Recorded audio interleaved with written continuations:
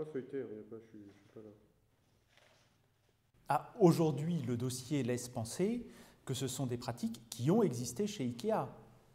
Ce sont en revanche des pratiques qui sont totalement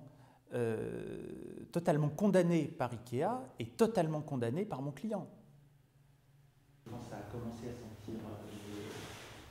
Aujourd'hui, il était normal que l'on vienne lui poser des questions. Il souhaitait être entendu par la justice et il souhaitait s'expliquer parce qu'il a pris toutes les mesures qu'il pouvait prendre pour faire cesser cette situation lorsqu'il l'a découvert.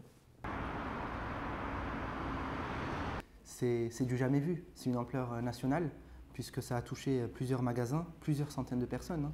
On a révélé, on a mis à la disposition de la justice dans le cadre de la plainte des pièces qui laissent entendre qu'il y a eu plusieurs personnes dans certains magasins, 200, 300 personnes sur qui des enquêtes ont été diligentées. Donc c'est quelque chose de global, de général, de systématisé.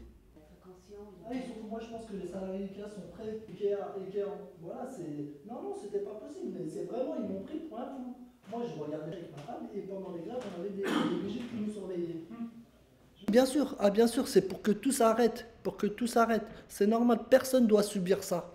Personne ne doit subir ça. On est dans un pays de droit et de loi, alors personne ne doit subir ça. Ils sont dans un pays de démocratie.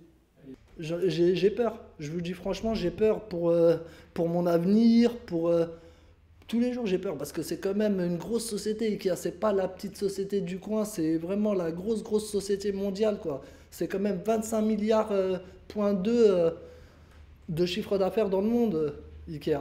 Et oui j'ai peur, je vous le dis franchement j'ai peur.